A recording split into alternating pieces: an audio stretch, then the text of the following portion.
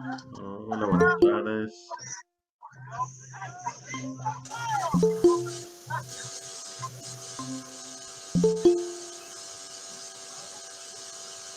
Hola Raúl, Hola Liliana, hola Gabriela. hola, bien, Muy bien, ¿ustedes bien? bien, también, gracias. Me alegro. Hola Marita,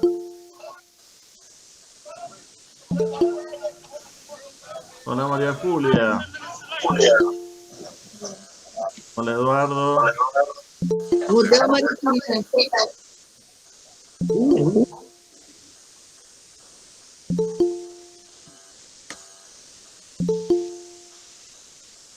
hola Luis.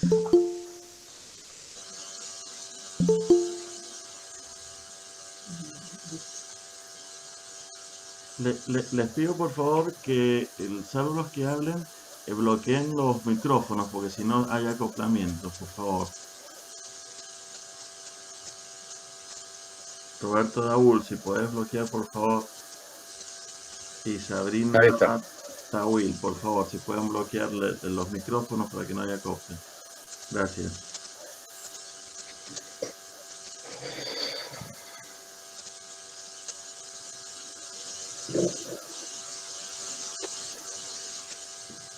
Tenemos unos segunditos que se haga la hora y se pueden incorporar.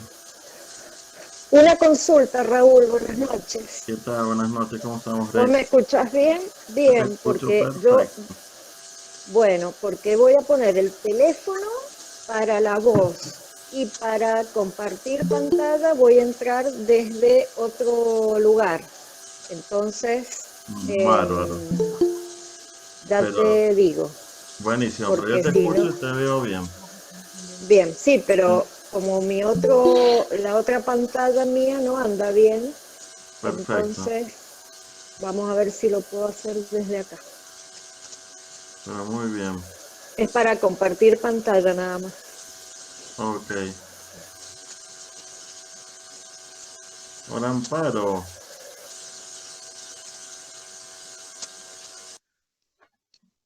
Ahí estamos.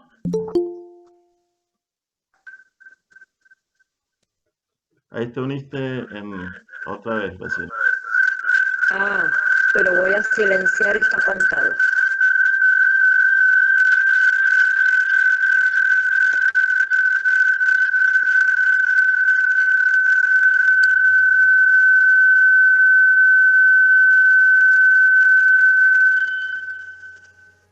Ahí estamos. Hola Raúl, ¿Qué tal? Buenas buenas noches, tardes. ¿cómo andás, José Luis? ¿Todo bien? Bien, ¿cómo andás, Raúl? Muy Bien, bien, por bien. suerte, qué bueno verte. Gracias, Raúl, igualmente.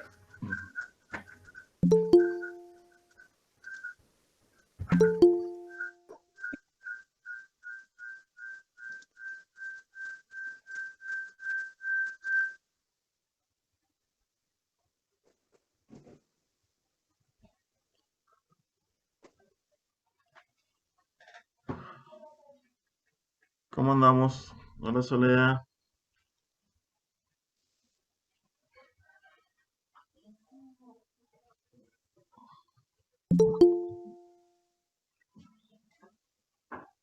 Voy a hacer una prueba, Raúl. Ok.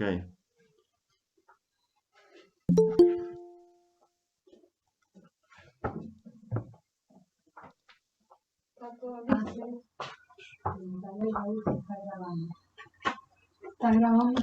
Sí, estoy grabando.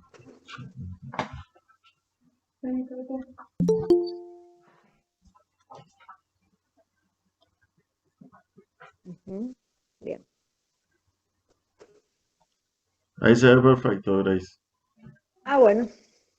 Entonces ahora la saco y después la vuelvo a Ok. compartir. No te escucho, Soledad Bermejo. Pero mejor por ahí es hablar por el chat, porque si abrimos los micrófonos se acopla. Ok.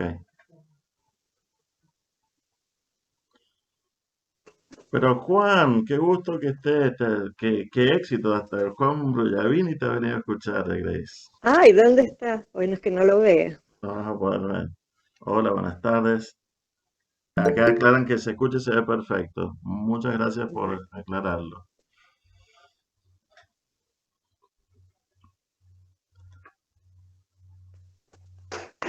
Hola, Sergio.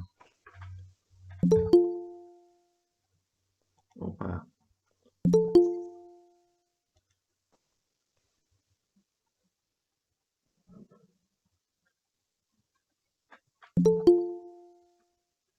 Vamos a esperar un segundito más que se terminen de unir, ¿saben? Ténganos un poquito de paciencia, así podemos empezar después la charla.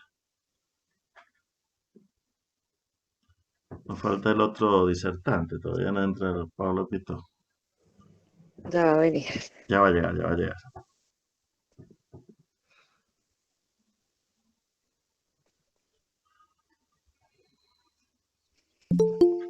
Ahí llegó.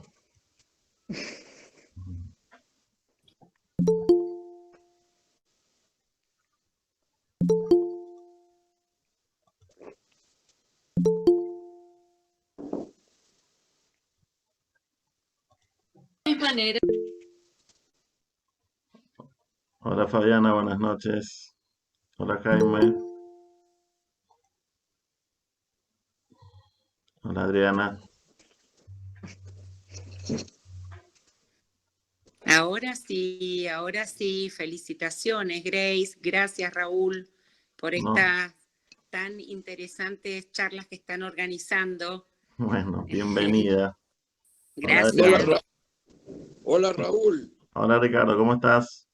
buenas noches a todos. Buenas noches. Un gusto verlos. Igualmente. Hola Gabriela.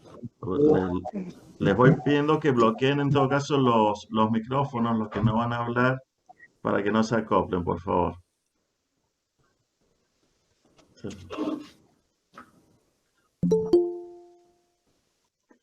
Muy bien.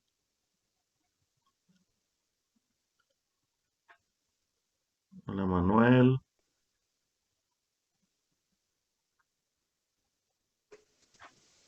Dos minutitos más y empezamos. ¿Vos, Pablo, escuchás bien? ¿Me ves bien? Pablo Pitó.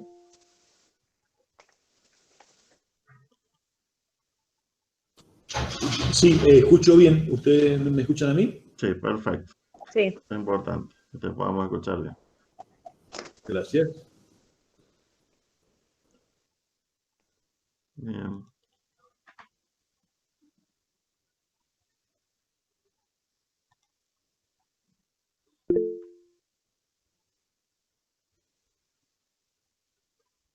Muchas gracias, Osvaldo. Lindo mensaje.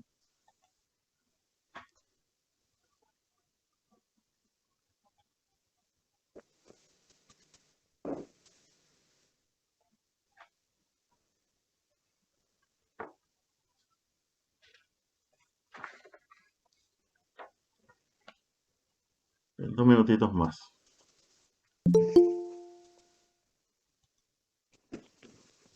Hola, Jaime.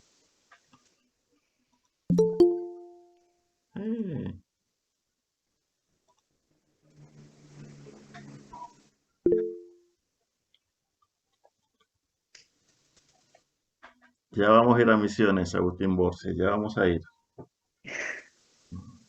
Sí, la veo a la Adriana, Jaime. Sí, y los dos tomando cafecito o una sopa. No sé qué están tomando.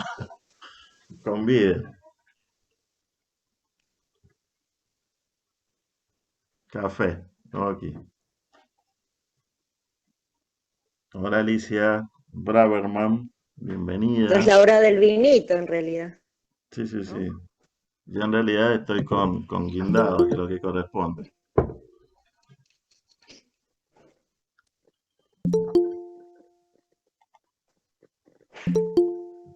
Muy bien.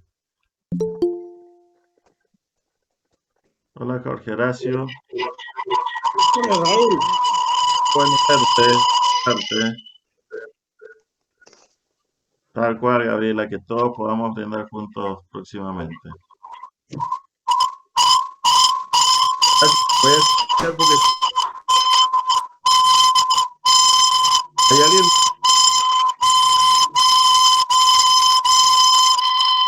no encuentro para... Ahí está. Porque si no se acoplan... Ujú.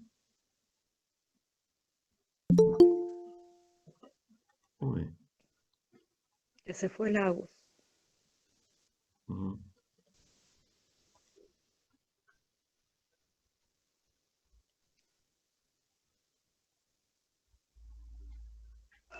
Muy bien, Laura Olmos, perfecto. Bien, a las 10 empezamos, porque ahí va a ser, hemos tenido suficiente tolerancia. 2 minutitos más y largamos. Uy, se me salió. Y le damos tiempo a Graciela para que se acomode.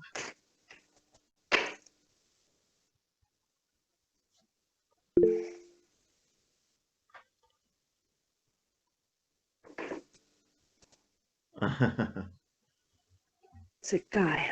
Ahí está.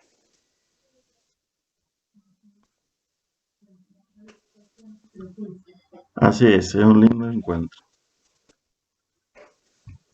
Ay, se me cae.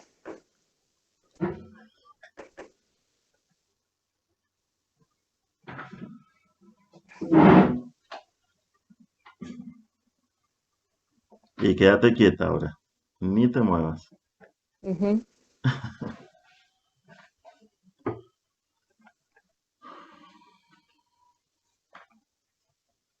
Hola Marilita.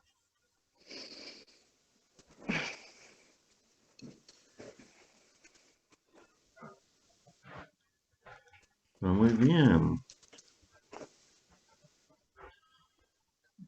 Hola Eduardo Blanco, qué bueno que hayas venido. Estoy tomando lista, estoy tomando lista.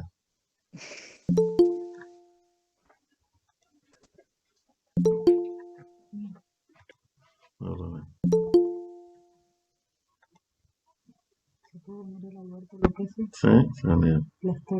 Sí. Fantástico. Bueno, siendo las 10, si les parece, empezamos. Así que me escuchan, espero que me escuchen bien, si no, por favor, avísenme por el chat. Muy buenas tardes, bienvenidos en nombre de la Junta de Estudios Históricos de Mendoza a este ciclo de disertaciones virtuales que estamos haciendo conjuntamente con la Asociación de Magistrados de Mendoza, a raíz de una iniciativa de su presidente, la doctora Silvina Furlotti. Este es el quinto encuentro que tenemos y hemos dado un pantallazo bastante amplio sobre diferentes aspectos de la historia y la idea es seguir en este proyecto.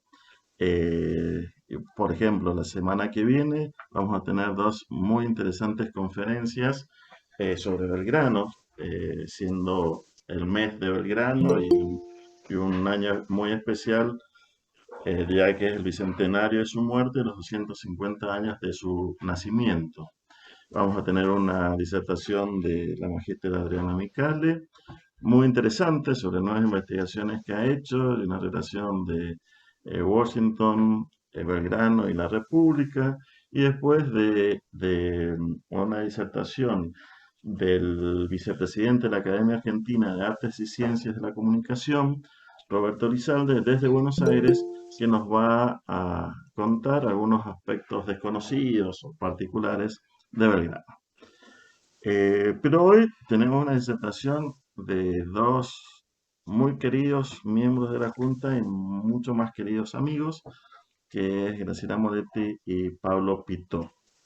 Y van a tocar un tema netamente mendocino y los dos van a tocar directo y tangencialmente uno de los protohéroes, diría de alguna forma, de Mendoza, que fue el doctor Emilio Civit. Y yo les agradezco enormemente que hayan abordado estos temas porque creo que ese reconocimiento de toda esta época que van a abordar ahora con sus disertaciones es fundamental para entender Mendoza, nuestra idiosincrasia, nuestra Mendoza. Y al respecto, sabemos que la labor y mérito de los hombres de Estado nacidos en esta tierra, desgraciadamente, no son conocidos con la debida exactitud, como corresponde a una sociedad que tiene conciencia de su pasado. Entonces, toda contribución para señalar los títulos de estos hombres de actuación destacada resulta de indudable provecho. Estos hombres integran una casta de hombres irrepetibles. Son los que hicieron el país. Son la verdadera aristocracia de la cultura. Demostraron que el señorío y el buen gusto van acompañados del sacrificio y el amor a la tierra de los padres. Soñaron un país y llevaron a cabo su obra. En pocas décadas realizaron una transformación sin parangón alguno, y en todos los aspectos, cultural, territorial, institucional. Y acá en Mendoza, el hombre, o el artífice, o uno de los hombres, porque en realidad fueron muchos, y sería injusto que solamente referirnos a él, fue el doctor Emilio Civit. Fíjense nada más que toda la identidad patrimonial a nivel provincial y nacional, en parte se la debíamos a Civit. En Mendoza piensen, el Parque General San Martín, el Hospital Provincial, actual Hospital Emilio Civit, ¿no es cierto? Todo lo que fue la provisión de agua potable, las cloacas, el edificio de la penitenciaría, el lago de regatas, el edificio del Tiro Federal, hasta la iglesia del Buen Pastor tuvo intervención civil. Tuvo también intervención en todo lo que es María Auxiliadora. A nivel nacional, todo lo que son los puertos, incluido el puerto de Buenos Aires, el telégrafo en la Patagonia, los ferrocarriles a todas partes del país, los logró Civit durante su gestión como ministro de Obras Públicas en la segunda presidencia de Julio Arroca. Pero Civit no solo se dedicó a la obra pública, también fue autor y fue, por ejemplo, uno de los autores de la Ley 1420 de enseñanza laica, ¿no es cierto? Pero uno de los aspectos que más marcó a Civit, y quizás es el perfil que van a desarrollar nuestros disertantes de hoy, es que fue un gran higienista, quizás marcado por su realidad. Él cuando estudiaba en Buenos Aires fue testigo muy cercano de la epidemia de fiebre amarilla. Y aquí en Mendoza fue víctima de los temas de salubridad. Ustedes saben que de los 9 hijos de Civit enterró a 6 y 2 se les murieron con menos de 24 horas de diferencia por problemas de salubridad. Todo esto lo marca y eso actuar realmente inmenso, o sea, porque la obra de Civit es incalculable. Piensen que se murió a los 62 años, habiendo sido 2 veces gobernador de Mendoza, senador, diputado, ministro de Obras Públicas de la Nación. Quizás, a mi modo de ver, la mejor definición de Civit la da el propio Julio Roca, cuando dice que la obra de Civit no corresponde a una gestión de gobierno, sino a toda una generación. Y fue así, indudablemente. Muy bien, no los voy a aturdir más. Yo voy a dar la palabra a nuestros disertantes, que les agradecemos muchísimo la colaboración, tanto en nombre de la Junta de Estudios Históricos de Mendoza como en nombre de la Asociación de Magistrados. En primer lugar, nos va a dar una disertación Graciela Moretti, que es arquitecta y magíster en Historia de la Arquitectura y el Urbanismo Latinoamericanos. Es docente e investigadora en la Universidad de Mendoza y en la Universidad de Congreso.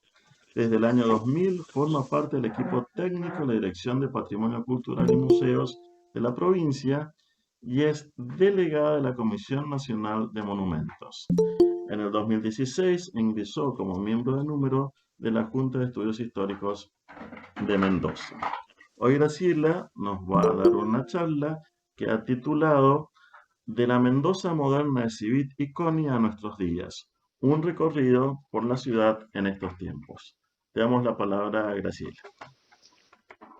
Bueno, muchas gracias Raúl y a todos por estar presentes. En primer lugar, agradezco esta invitación para participar del ciclo que ha organizado la Asociación de Magistrados de Mendoza junto a la Junta de Estudios Históricos. Y por supuesto, bueno, agradecer a todos la presencia y que nos estén escuchando del otro lado de la pantalla.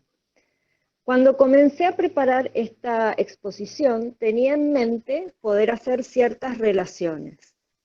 Primero, cómo era el escenario a fines del siglo XIX, cuando Mendoza había sufrido diversas pandemias y enfermedades. Cómo surgieron algunas de las propuestas para revertir la situación y quiénes habían sido sus artífices. Después pensé también en analizar el escenario actual, cómo se vive en Mendoza y en otras ciudades el fenómeno del COVID-19 y todo lo que se desencadenó en estos pocos meses desde que el virus comenzó a circular. Finalmente, y en relación al patrimonio de las ciudades, las reflexiones que hace unas décadas nos regaló la arquitecta Marina Weissman en ocasión de una conferencia dictada en Buenos Aires y que tuve la suerte de escuchar en vivo y en directo meses antes de su muerte. Y así, mientras armaba este mosaico, sentía que las palabras de cada uno de ellos, de los protagonistas de la Mendoza moderna, Emilio Civit y Emilio Coni en 1896, y de Marina, exactamente un siglo después, hoy tienen una gran actualidad. Voy a compartir entonces unas imágenes mientras que voy haciendo los comentarios.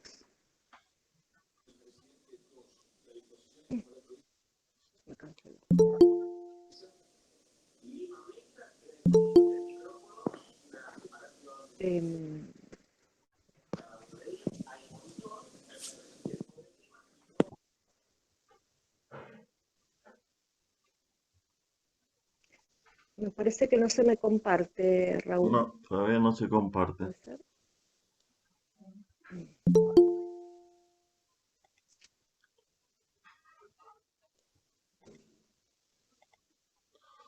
Ah, ¿lo tenés en presentación ahí abajo? Sí, está en presentación.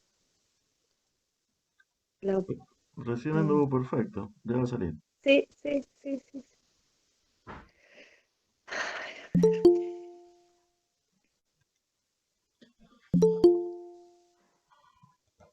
Qué gusto que nos acompañen tantos arquitectos hoy. Tenemos un plantel de celebérrimos arquitectos, muy queridos, muchos. Ay, no sé qué pasa. Bueno. Sí, Ay, ya va a salir. Ahí está, ahí empezó. ¿ahí? Si querés. ¿Sí? Ahí se abre. ¿Ahí está? Bien. Eh, Bueno. Primero, en la primera parte vamos a hablar de la Mendoza en tiempos de Civit y Coni.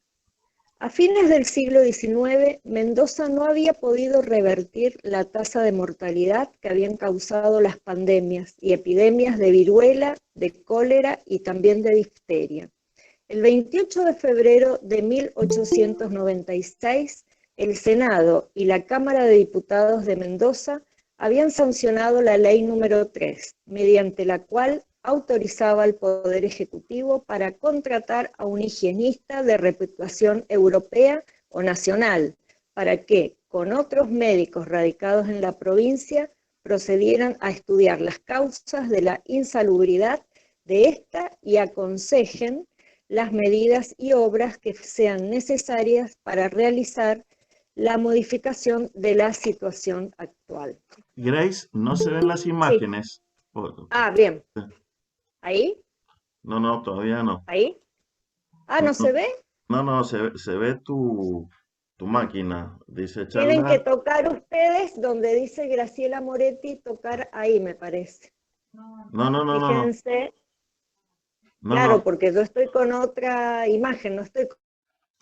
pero ahí no se, tenés que abrir ese documento, ese PowerPoint. Lo que pasa es que no está abierto. Entiendo.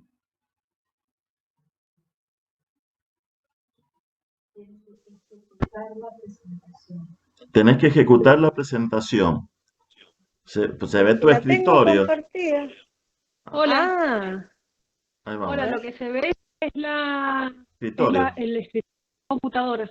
No Ajá. se ve la presentación. Bueno, no sé qué decir. No sé. Che, se nota que no somos nativos informáticos. No, pero es que lo estoy haciendo con otro... Todos inmigrantes con otra informáticos. cosa. Bueno, si no, no importa, la No, pruebo sola y pero después la trata, muestro. ¿es un PowerPoint? Ahí está, ahí está, ahí está. A ver, espera. Ahí sí, ahí sí. Ahí abrió todas las fichas. Ahí está el Power. Ahí, Ahí bien. estamos. Ahí tenemos. Perfecto. Bueno.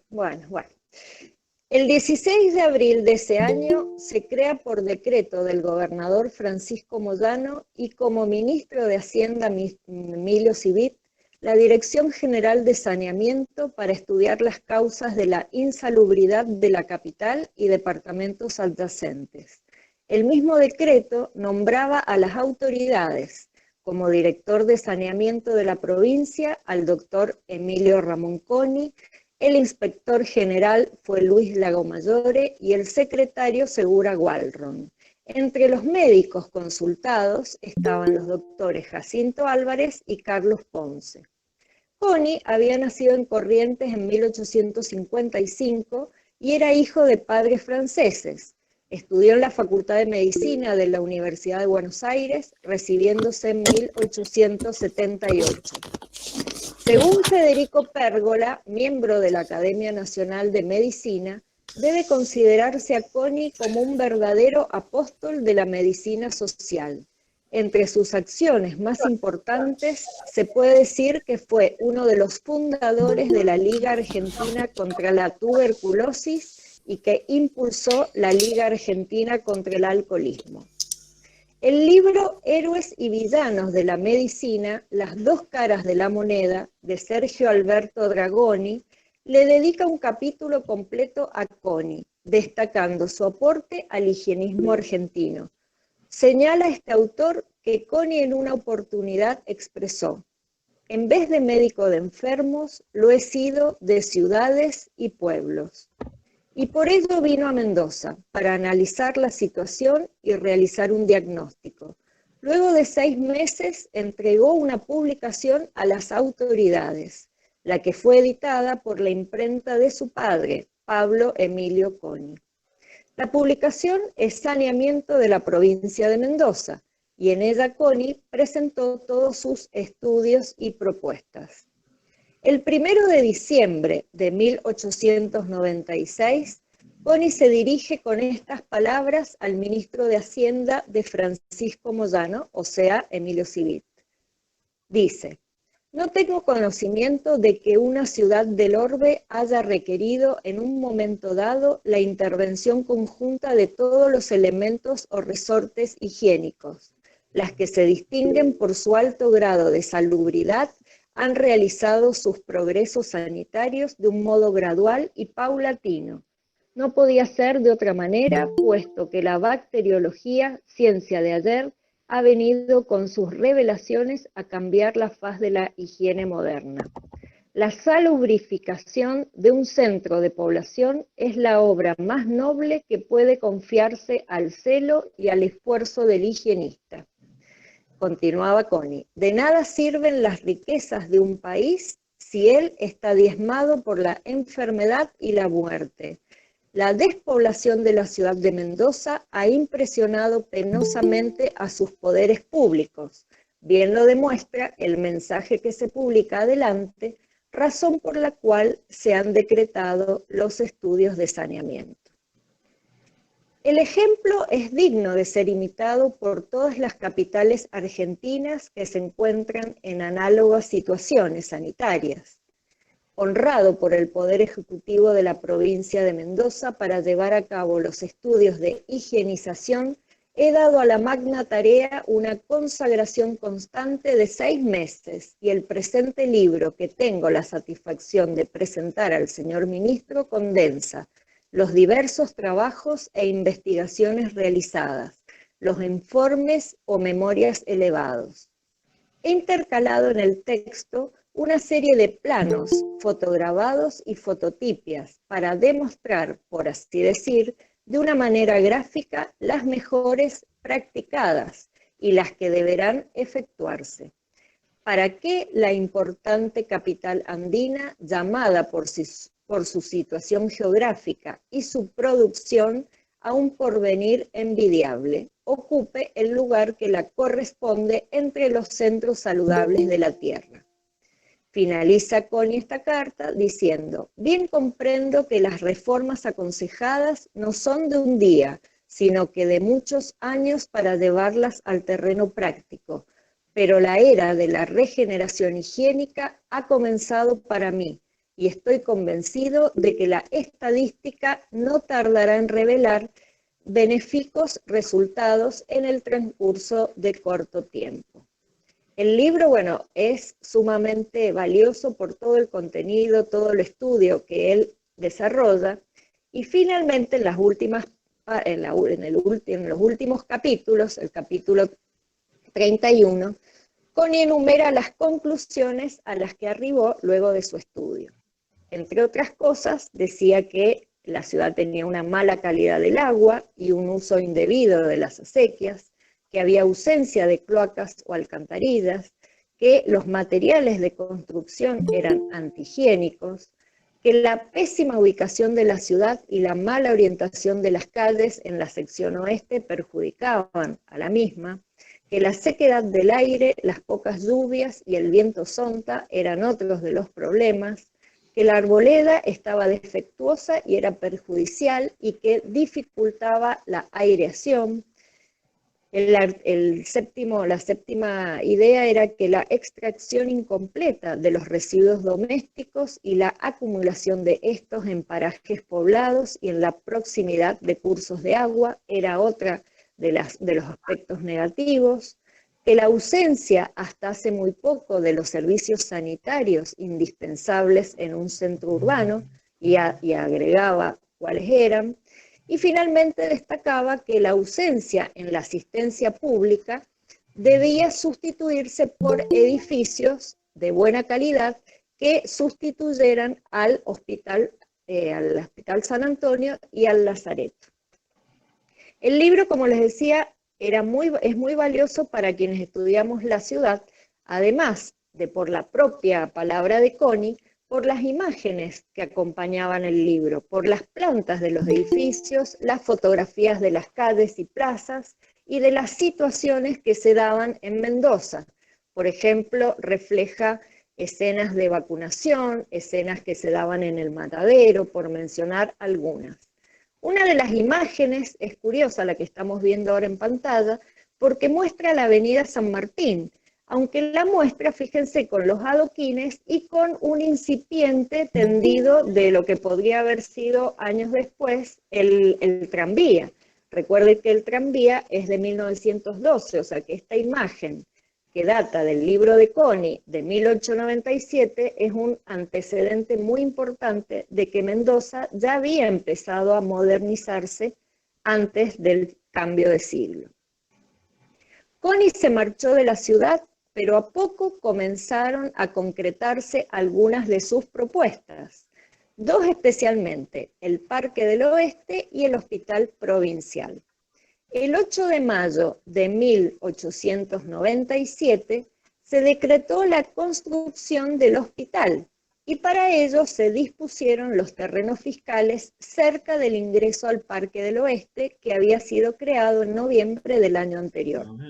Sobre estas obras voy a compartir algunas de las palabras de la hija de Emilio Civit, de Josefina Civit de Ortega, en el libro que le dedica a su padre, don Emilio Civit, político y gobernante. La creación del Parque del Oeste, hoy Parque General San Martín, expresa Josefina Civit, había sido una de sus mayores preocupaciones, y que la prensa opositora que criticaba la obra de su padre expresando que nadie iría al lugar tan apartado, que ese era un proyecto descabellado y que para pasear era suficiente la calle San Martín. Los alumnos del Colegio Nacional habían estado influenciados por el rector de esa época, señala la hija de Civit, y llegaron un día hasta nuestra casa, explica la autora, provistos de piedras, gritando, el que quiera parque que lo haga en su casa. Mi padre, al sentir la gritería y las piedras que golpeaban las ventanas, salió a la calle y se paró en la esquina.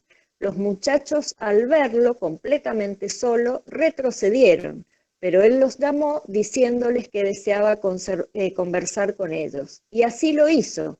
Les explicó lo erróneo de su actitud, haciéndoles ver el adelanto y beneficio que sería para Mendoza tener un paseo semejante. Los estudiantes no solo se retiraron convencidos, sino que lo vivaron entusiastamente. Sobre el hospital provincial, también dedicó unas palabras la hija de Civit en el libro de homenaje a su padre. Y dice: el 10 de julio de 1998 tuvo lugar la ceremonia de la piedra fundamental del edificio del Hospital Provincial. La colocación de la primera piedra para este hospital, dijo Civit, es el primer paso que se da en las grandes obras proyectadas para mejorar las condiciones higiénicas de esta provincia, y luego las seguirán la nueva provisión de agua que suprima el veneno que hoy se bebe. El cambio modificará el ambiente malsano que respiramos, un sistema cloacal que elimine focos de acción, nuevas calles, parques y paseos, árboles y flores que hagan menos áridas y triste la existencia después de los pesados trabajos de la vida diaria. Finalmente el hospital fue inaugurado el 24 de febrero de 1907 por el gobernador Carlos Galignana Segura, y recién en 1930 comenzó a llamarse Hospital Emilio Civit en honor a quien había sido uno de sus principales impulsores. Para este tiempo, tanto Civit como Coni habían muerto, el primero en 1920 y el segundo en 1928. A Civit varias obras los recuerdan. A Coni escasas, una escuela en Godoy Cruz, la calle principal del barrio Sanidad y el más conocido quizás, el centro médico de la avenida Godoy Cruz. En esta imagen estamos viendo el plano que publica Emilio Coni en su libro y que había sido encargado a un arquitecto que vivía en Buenos Aires para que le hiciera este primer croquis de lo que posteriormente iba a ser el Hospital Provincial. 100 años después, el parque estaba cumpliendo su primer siglo, y a las críticas iniciales por lo que suponía su creación, la obra y lo que significó para Mendoza, demostró lo erróneos que habían estado todos estos cuestionamientos. Ese mismo año del centenario del parque, 1996, había venido a Mendoza la arquitecta cordobesa Marina Weissman para participar de un congreso en la Universidad de Mendoza. Junto con un grupo de profesoras, las llevamos a ver la bodega Tomba en Godoy Cruz, meses antes de su demolición, y nos ayudó en la campaña para evitarlo. Finalmente la bodega se demolió, pero ella dejó su voz en esa campaña. En agosto y en Buenos Aires, durante una conferencia, Marina, hablando de las ciudades y de su patrimonio, hizo mención a un trabajo de Paul Valéry. Las palabras de ambos es lo que les voy a presentar a continuación y como cierre de esta exposición. Paul Valéry en 1921 fue invitado a escribir el prólogo de un libro de arquitectura. Estamos viendo en pantalla la tapa de ese libro, que se trataba de un álbum con proyectos de arquitectura historicista. El texto que propuso para el comienzo de ese libro de imágenes tuvo tal éxito que luego fue editado en forma independiente. La obra que él propuso se llamó Eupalinos o el arquitecto y consistía en una charla entre Sócrates, el filósofo griego, y Fedro, un esclavo y fabulista macedonio que recibió la libertad de manos de Augusto en la Roma imperial. Durante el diálogo, ahí estamos viendo imágenes de lo que fueron los libros que se desprendieron de aquella colaboración como capítulo de otra obra. Durante el diálogo imaginario, Fedro le cuenta a Sócrates lo que el arquitecto Eupalinos le había transmitido sobre ciertos edificios.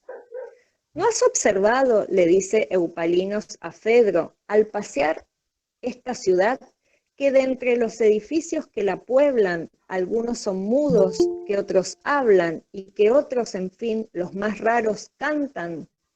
No es el destino que se les dé, ni siquiera su aspecto general, lo que a tal punto los anima o los reduce al silencio. Es algo que atañe al talento de su constructor o al favor de las musas. Pues bien, estos edificios que ni hablan ni cantan solo merecen desdén, son cosas muertas. En cuanto a los monumentos que se limitan a hablar, si hablan claro, los aprecio.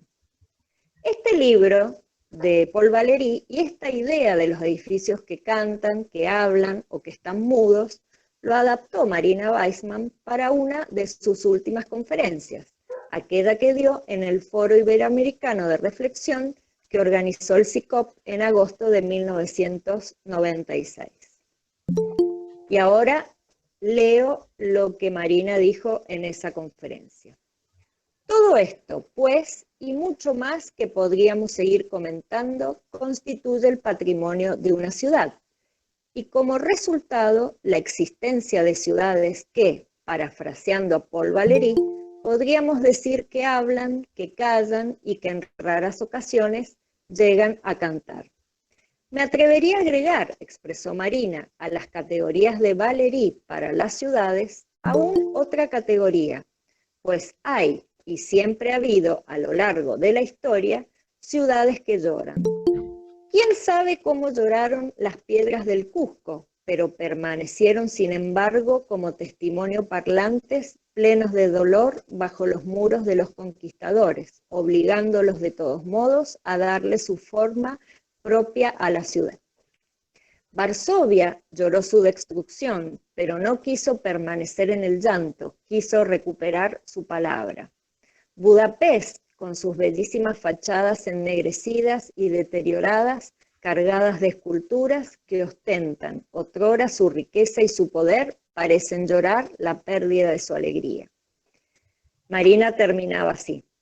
Quizás si nos esforzáramos en leer la trama de ese complejo tejido de relaciones que consiste en nuestro patrimonio, en develar las leyes secretas que confieren a cada ciudad su valor y su color, podríamos continuar creativamente con la construcción de la ciudad, que es la construcción de su patrimonio, logrando que aquellas ciudades que confusamente lo hagan con mayor claridad, que aquellas que cantan lo hagan cada vez mejor, que aquellas que permanecen mudas encuentren al fin su voz, y que aquellas que hoy lloran puedan trocar sus lágrimas por una sonrisa. Lo que Marina en ese momento nunca imaginó es que un cuarto de siglo después, en todas nuestras ciudades, sin distinción, iban a sufrir el despoblamiento, que las ciudades sin gente en las calles iba a transformar el espacio público, haciendo de todas ellas ciudades mudas. Hoy sus palabras y pensamientos son muy actuales en tiempos como los que vivimos, en donde nuestros edificios, como decía Upalinos, no cantan, y las ciudades, como decía Marina Weissman, lloran. Y estas escenas, con cientos de ciudades desoladas, con calles y plazas vacías, y con tantos edificios casi abandonados, son las que esperamos pronto puedan revertirse, a partir de la gente que los vuelva a la vida, los recorra y los habite. Hace más de 100 años, Civit y Coni se propusieron que Mendoza se recuperase de las enfermedades que la afectaron. Aquellas obras son hoy nuestro patrimonio. Es de esperar que en estos tiempos y pensando en la Mendoza del mañana, se piensen y concreten acciones que puedan transformarse en el patrimonio del futuro.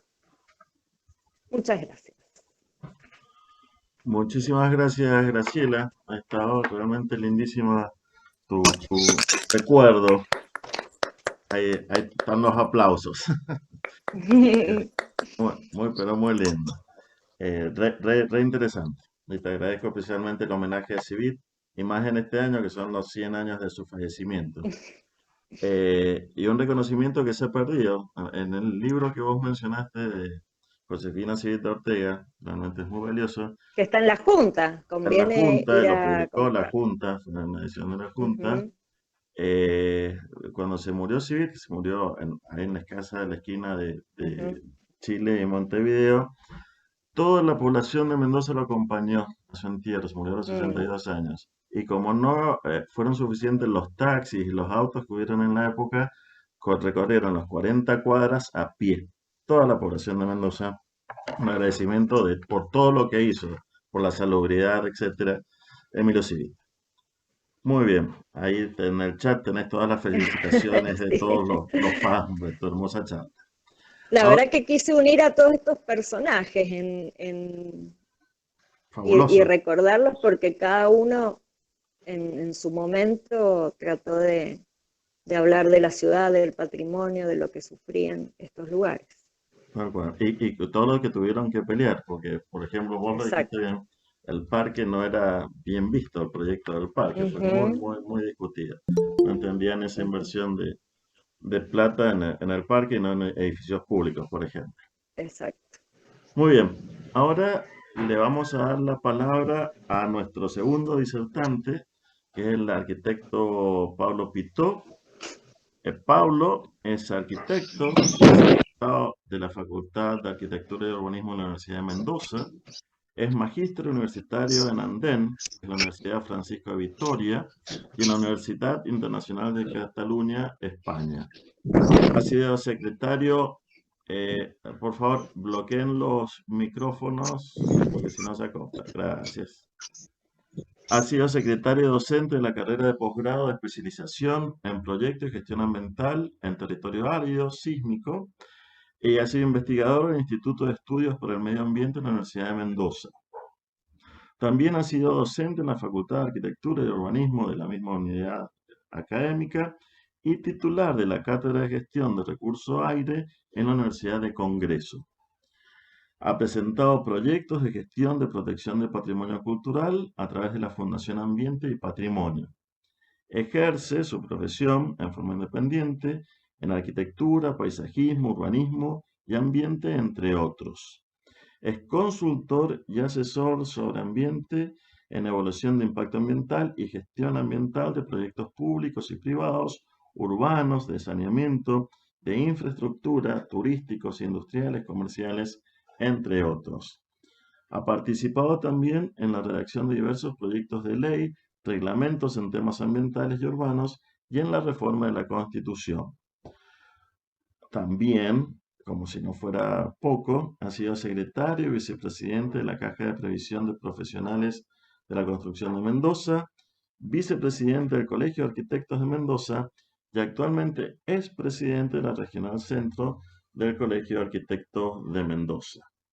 Además, es miembro de número de la Junta de Estudios Históricos de Mendoza. Pablo nos va a dar un pantallazo, una charla sobre reflexiones sobre las respuestas urbanas al sismo y las crisis sanitarias de fines del siglo XIX. Te damos la palabra, Pablo. Gracias, Raúl. Callen la perra, por favor. Buenas tardes y agradezco a las dos instituciones que están organizando este evento y me han invitado a dar esta pequeña presentación. Primero quiero aclarar que por la expectativa mi formación no proviene de la historia ni del sector académico. Básicamente estoy muy orientado a la gestión relacionada con el urbanismo, el ambiente y las cosas que hizo referencia Raúl. Es una presentación más de tipo coloquial, tratando de centrarnos en una situación donde creo que nos debemos remitir a la historia para poner en valor cosas que nos pasaron semejante a lo que estamos viviendo. Porque hoy vivimos en una situación de contingencia. O sea, esto que estamos viviendo es algo que sabemos que puede suceder y que muchas veces no hacemos las cosas suficientes como para que nos tome preparados, más o menos preparados, más o menos prevenidos o desprevenidos.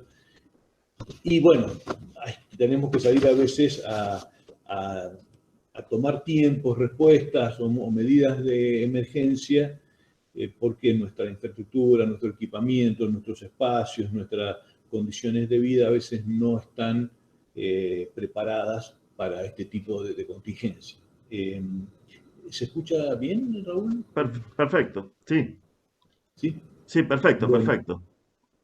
Bueno, entonces yo para eso quería traer estos dos, en una parte nos superponemos con Graciela, me alegra porque me ha sacado un poco de textos, mi presentación es más coloquial, no va a ser tan estructurada, tan bien armada como la de ella, sino más que todo para tener algunos pensamientos y algunas respuestas a cosas que se hablan o se publican o se difunden, con las cuales por ahí uno puede coincidir o no.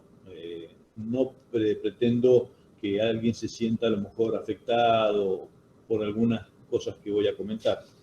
Pero yo diría que hagamos un poco, si nos paramos en el hoy, yo diría en el hoy tengo una presentación, ahora voy a probar de subirla, pero yo diría, primero que todo, preguntémonos dónde estamos parados y sigamos preguntando qué nos está pasando, cuánto va a afectar esto a nuestras vidas nosotros, a las personas cercanas, a los seres queridos, cuánto tiempo va a durar, qué impacto va a causar en la sociedad, cómo se verá afectada la salud, la vida, las costumbres, la economía, el trabajo, nuestros espacios.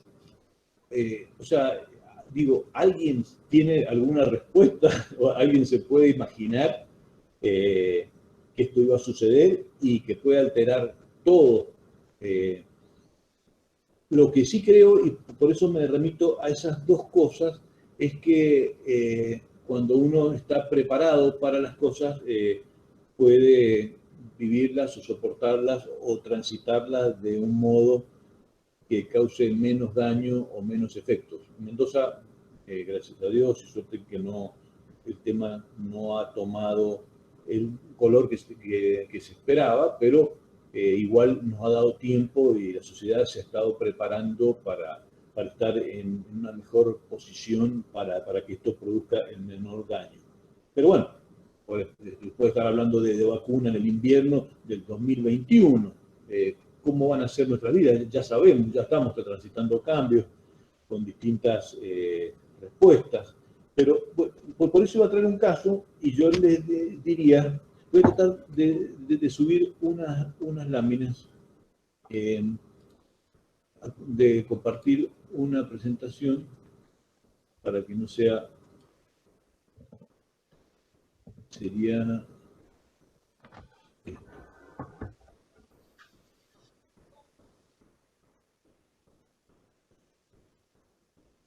no sé si se está viendo o no. Sí, ahí se ve, Pablo, ahí se ve bien. Bueno, entonces, bueno, yo me refería, iba a tomar, entonces, desde el punto de vista, desde el urbanismo, desde el saneamiento, desde el ambiente, qué se puede hacer para prepararnos un poco para estas cosas. Y me parece que lo más oportuno es recurrir a estas cosas del pasado, ¿no? Estas dos experiencias. La primera, por ejemplo, tomaría, perdón, estoy tratando de hacer con el mouse. Por ejemplo, un texto de tantos que hay, en el momento, poco después que se produjera el terremoto de 1861, escrito por Agustín Álvarez, en ese libro que se ve en la pantalla, donde dice: la totalidad de las casas cayó a un tiempo, quedando cerradas las calles por las murallas exteriores y cruzándose los techos sobre veredas opuestas. Luego el estruendo de las inmensas moles de los templos de Calicanto redoblaron el estremecimiento. Una densa nube de polvo cubrió de tinieblas aquella escena de horrores. Otra nube de alaridos dio vida a aquel caos, entremezclando la confusión más indescriptible, los gritos desesperados de los heridos con los ayes ahogados de los que yacían bajo la tierra, las explosiones y sacudimientos sucesivos del suelo, el clamor de los que huían hacia la sierra, las voces entrecortadas de los sobrevivientes que llamaban a las personas queridas de entre las grietas. O sea, cada calle era un cerro de fragmentos, la tierra se abría, el incendio estallaba por todas partes. Nosotros, en algunos trabajos que hicimos hace algunos años en la cátedra de paisajismo de la Facultad de Arquitectura y Urbanismo, que estaba a cargo del arquitecto Kremaski, fijamos como épocas que hacían, dejaban una impronta, una marca, y una de ellas es la respuesta a esto, que nosotros la llamamos la ciudad de la prevención sísmica. Por ahí, cuando me refería, si alguien que no espero que se sienta muy molesto, pero, por ejemplo, hace por poquito una colega amiga y muy respetada dijo en una conferencia en un medio que no encontraba evidencia alguna de que esta ciudad, la ciudad nueva, ¿cierto?, hubiera sido pensada, o está relacionada a sus anchos de calles y otros elementos como una medida de prevención sísmica. Realmente, bueno, nosotros evidentemente hicimos algunos trabajos universitarios que luego los fuimos ampliando, pero hablando de estas cosas, viendo los mapas, bueno, Silvia Servini también tiene un libro dedicado a los agrimensores de Mendoza, pero no nos queda duda de que, inclusive, si ustedes recorren a veces su historia familiar, van a encontrar que esto produjo un impacto enorme. O sea, hay que pensar, supongamos que una tragedia de 3 de nosotros, sobreviven 2 y muere 1, o son de 4, o mueren 2 y sobreviven 2. O sea, el impacto que tuvo en la sociedad, en las familias, en todos los grupos sociales fue enorme. Y desde el día 2 o 3 ya habían acciones, hubieron leyes. Obviamente no se planificaba de la manera que se piensa ahora, ni se preparan las cosas, pero yo, por ejemplo, voy a leer un texto para que veamos un poquito cuál era la conciencia, justamente de uno de los libros 20 o 30 años posteriores, seguían siendo parte de como una realidad viviente y un temor viviente de lo que sucedió. Pero, por ejemplo, dice, hasta 1861 la ciudad de Mendoza presentaba el aspecto de todas las viejas ciudades españolas, de calles angostas y tortuosas, pocas plazas. El terremoto de 1861 vino a demostrar los peligros que el hacinamiento importa para la colonia humana cuando tienen que temer el efecto de causas destructivas de carácter general, epidemias, cataclismos, etc. Aprovechando la lección recibida, los mendocinos levantaron la nueva ciudad sobre un plantel más amplio, de calles anchas, edificaciones bajas y elásticas, y particularmente más espaciadas. Un grave error cometieron, no obstante, que fue levantar la nueva ciudad sobre las ruinas de las viejas, refiriéndose a la ciudad nueva y la ciudad vieja. Esto está en el libro Higienización y Demografía de Mendoza, del doctor Julio Lemos, 1897. Y luego agrega, hemos oído relatar innumerables veces a nuestros padres y ancianos, porque eran pocos años, las generaciones todavía estaban vivientes de los que habían sobrevivido, cómo vieron ellos desaparecer en aquella noche de aciaga memoria familias enteras, grupos considerables de individuos, aplastados por las fachadas de los edificios, mientras buscaban en las calles y plazas el refugio que sus habitaciones no podían ofrecerles. ¿Cuántas vidas se hubieran ahorrado a la catástrofe si los escombros no hubiesen ocupado literalmente todo el ancho de las calzadas? Del mismo libro. Este libro fue preparado para un congreso en Buenos Aires, pero lo pongo porque fue aprobado por una resolución su edición, el pago de su edición, por Emilio Civit, justamente. Y la provincia se quedó con 100 de estos libros, que es base de la bibliografía de la próxima etapa que voy a mencionar. Yo no sé si queda duda que las plazas son refugio, lo que sucedió con las calles, la imposibilidad de acceder y reconocer a dónde estaban ubicados los sitios, las personas. Prácticamente esto quedó siendo un cementerio completo. Yo me imagino que no lo tocaron justamente durante muchos años por el mismo hecho, ¿no?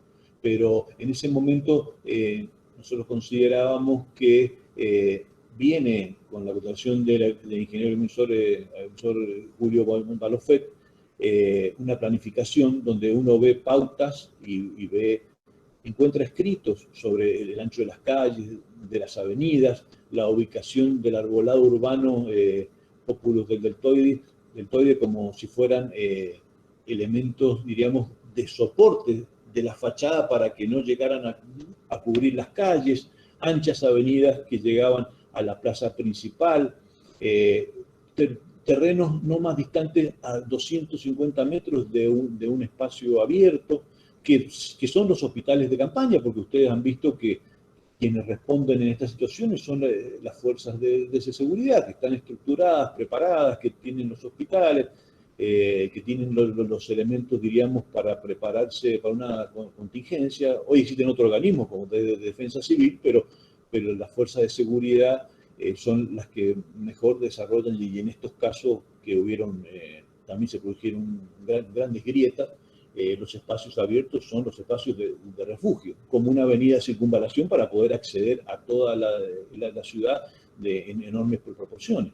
Obviamente esto trajo otros inconvenientes porque estaban acostumbrados a una ciudad colonial y las costumbres tampoco eran del todo higiénicas. Entonces este tránsito también llevó a otra crisis.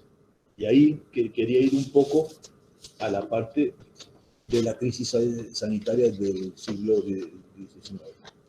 Agradezco a Graciela que me ha ahorrado y a ustedes algunos textos, porque algunos los he seleccionado. Pero si nos situamos en esa época, ¿me escuchan, Raúl? Perfectamente. Sí, perfectamente. Perfectamente. A la más cerquita de la computadora, pero se te escucha bien. Bueno. Pero ya nosotros hay una serie de elementos de bibliografía donde podemos encontrar mucha información, más toda la que existe en el archivo histórico, más las informaciones que están publicadas en otros libros. Por ejemplo, el Anuario Estadístico de la Provincia de Mendoza, 1887, el libro Breves Consideraciones Higiénicas sobre la Ciudad de Mendoza, del doctor Salas, de 1889, Higienización y Demografía de Mendoza, del doctor Julio Lemos, de 1897, Saneamiento de la Provincia de Mendoza, del doctor Emilio Oconi, en 1897, y luego el Censo General que se hizo en la provincia, que durante la administración del doctor Emilio Civit. Me cuesta por ahí pensar que todas estas cosas uno las puede desatar. O sea, para mí están absolutamente atadas, y hay una convergencia de muchas cosas que a continuación las voy a decir. Pero, por ejemplo, me voy a ir un poquito más hacia los aspectos del parque, más que al saneamiento urbano y al equipamiento edilicio. Decía Julio Lemos que si se observa la ciudad desde las alturas desde el oeste, se verá envuelta en una nube tan densa como un móvil de vapores, humos y polvo, que produce en los observadores cierta opresión penosa, la misma que sus habitantes experimentan en efecto en la ciudad. En las horas de mayor movimiento se observa que un polvo arcilloso flota en grandes y densas masas de aire, ocultando a veces edificios, árboles y transeúntes como una verdadera neblina. Este polvo finísimo entretiene una inflamación subaguda de las mucosas faríngea, laríngea, bronquial, constituyendo la predisponente habitual de las endemias anginosas y bronquiales, tan frecuentes en Mendoza. La estadística del último año presenta un excedente del 20% de la mortalidad sobre la natalidad. Lo que se ha visto hasta ahora, no se ha visto hasta ahora en pueblo alguno civilizado en condiciones normales. O sea, y va a la marcha a la desaparición.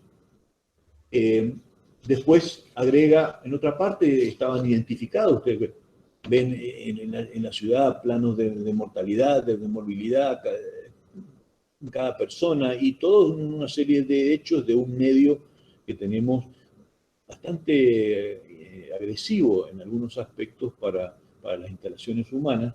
Pero bueno, mencionaba, por ejemplo, a la Grande Sequía y Manga de la Agosta 1892 hasta 1895 sucedieron un gran sismo de octubre de 1884 con el presidente en La Rioja, las grandes inundaciones aluvionales de enero y febrero de 1895 y las letales epidemias de viruela y difteria de 1894 y 1895. Y por eso digo que tenemos que reflexionar, y llevo otra vez algo a un tema personal.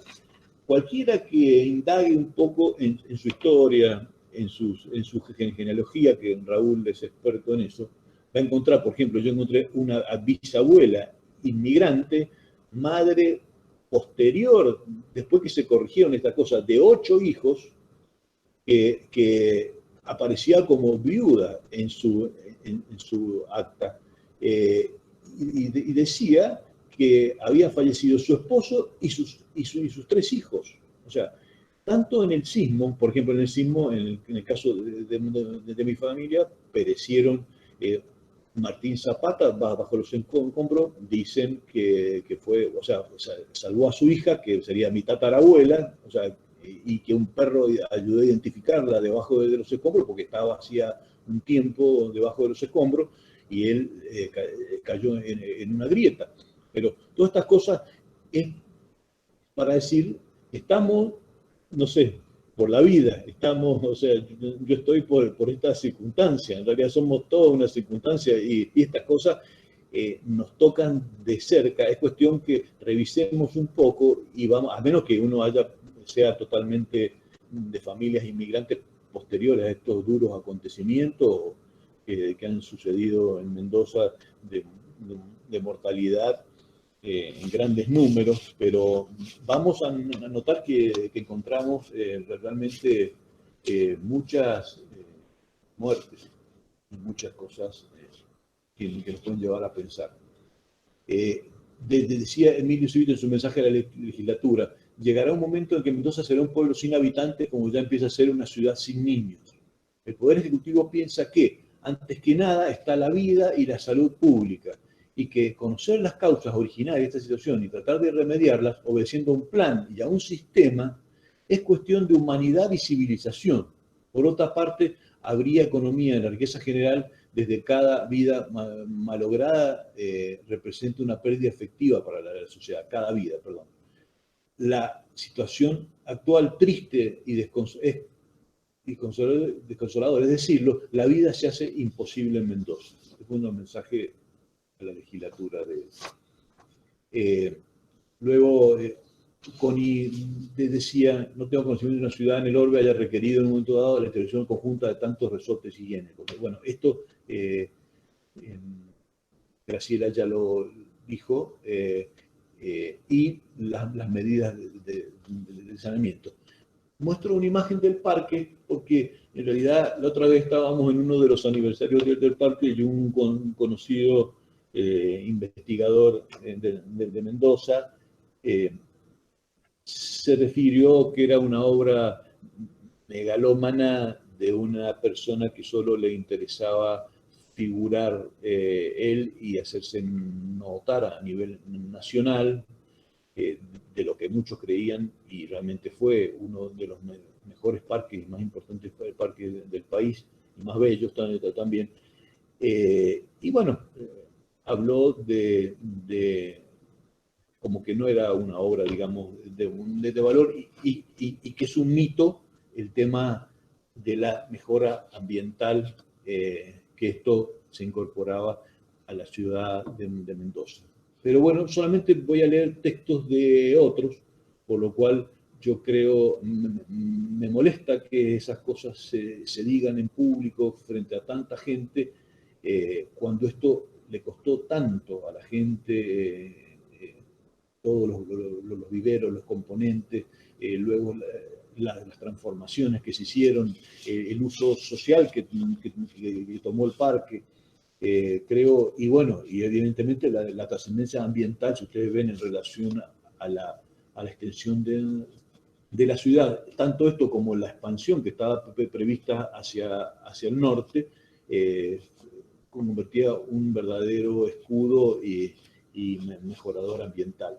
Si uno, por ejemplo, toma algunos textos, el diario Los Andes, que evidentemente, por otra parte, como decía Gabriela en el libro de Civit, mencionan, atacan totalmente esta gesta, pero también en otro artículo de 1897 decían, por ejemplo, otra iniciativa del director general de saneamiento, que era Emilio Koenig, dentro de las medidas de sanidad ambiental, es la contratación del paisajista Carlos Tait, director de paseos públicos de Capital Federal, para diseñar el Parque del Oeste. La construcción del lago de más de 1000 metros de largo tiene como finalidad un adecuado reservorio de agua para riego y a la vez un factor adicional de humectación ambiental.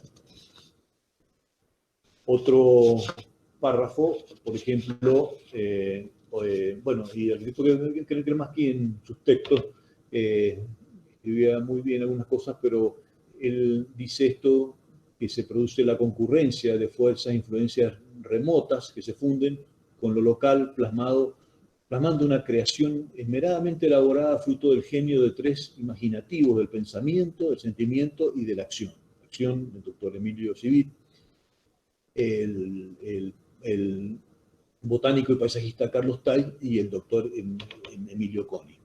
Es una publicación, esta es la foto de ellos tres. Y si nosotros recurrimos, he visto a sus descendientes acá, a los cuales les mando un gran saludo, José Benito de San Martín, otro personaje de Mendoza, de la ciudad de Mendoza, intendente, y que hizo un aporte muy importante, sobre todo con el Parque Aborigen y muchas otras intervenciones urbanas. Él decía en 1936, en su libro, el Parque General San Martín, ahí está puesta la foto atrás del libro, ¿cierto? El Parque General San Martín no fue una creación arbitraria, sino por el contrario, la concreción de una idea genial. El parque tiene un objeto preciso, a la vez estético e higiénico. Sirve de incomparable pase al pueblo, sin distinción de clases sociales, en toda época del año. Es uno de los rasgos acentuados de la fisonomía local, enaltecido por su origen, obra de gobierno, adquisición del progreso, en que se unieron admirablemente la idea del estadista Emilio Civit, la concepción del paisajista y botánico Carlos Tait. Es más que un simple bosque, como pulmón de la urbe tiene el valor de preciada conquista del urbanismo moderno en que se combinase ciencia y arte. Bueno, esta sería la presentación. Y vuelvo con estas obras, diríamos, de estos dos etapas, que para mí son tan fundantes ambas, que a veces no toman el valor. No hablo del parque, sino de la planificación de Mendoza post-epidemias, que es parte de lo que nos ha hecho factible la vida durante muchas décadas y prácticamente han formado una estructura de obras que han sido la base de nuestra sociedad en estos tiempos. Pero ahora vuelvo al tiempo de hoy. O sea, desde ese tiempo los invito a que volvamos y pensemos si vale la pena pensar, si vale la pena prevenir, si estas cosas otorgan valor, si estas cosas nos cuidan, cómo debemos valorar nuestro patrimonio urbano, esto que ha sido creado. ¿Qué nos dejó esta convergencia, como decíamos, de técnica, de política, de ciencia? ¿Cómo podemos pensar en la crisis que estamos viviendo desde esta óptica, donde tenemos que pararnos hacia adelante en la prevención, en la higiene, en el ambiente. ¿Qué vale más de lo que vemos, tenemos y podemos constatar?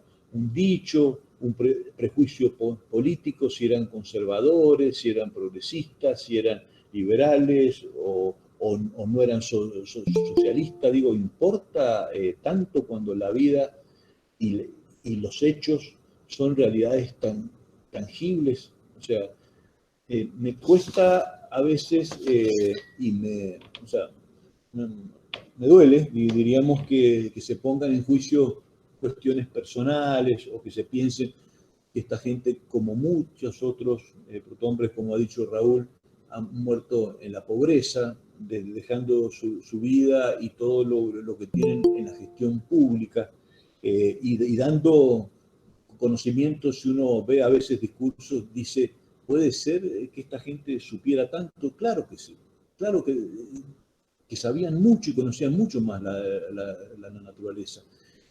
Si nosotros estamos bien parados, nos pueden decir que esto es un complot, lo que estamos viviendo, podemos pensar en teorías conspirativas, podemos reconocer actitudes del Club de París, intenciones de reducción de la población, de sacar viejos de circulación. Podemos tomar teorías conspirativas, pero no es lo mismo que nos agarren preparados, ordenados, planificados, pensando lo que puede suceder y organizados para que estas cosas no nos causen el impacto que están causando. Entonces, bueno, mi invitación es a que pensemos de lo que nos han dejado, de lo que estamos viviendo y nos pongamos con la mirada al futuro para ver cuántas cosas podemos hacer, ¿no? Gracias, eso sería todo. Buenísimo, Pablo. Muchísimas gracias. Qué buenas tus reflexiones realmente para pensar. Creo que todas las compartimos. Y creo, bueno, puede ser que tengamos la misma reacción, porque de los tres hechos que marcan nuestra identidad como mendocinos, que son la presencia del general San Martín y la campaña libertadora, el terremoto de 1861 y la llegada de la inmigración en 1865, 1885, bien digo, la reacción ante el sismo por esta gente de excepción fue maravillosa y fue productiva. Puede ser que esta nueva crisis que nos toca reaccionemos de igual manera.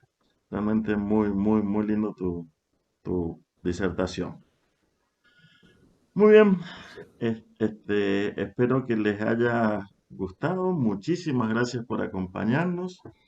Los invitamos el próximo jueves, entonces, también a las 20 horas, que vamos allá a tener disertaciones sobre Manuel Belgrano, el bicentenario de su muerte y aniversario, en el 250 aniversario de su nacimiento, por parte de la magistra Adriana Micale y por Roberto Elizalde, que también van a ser muy, muy, muy interesantes.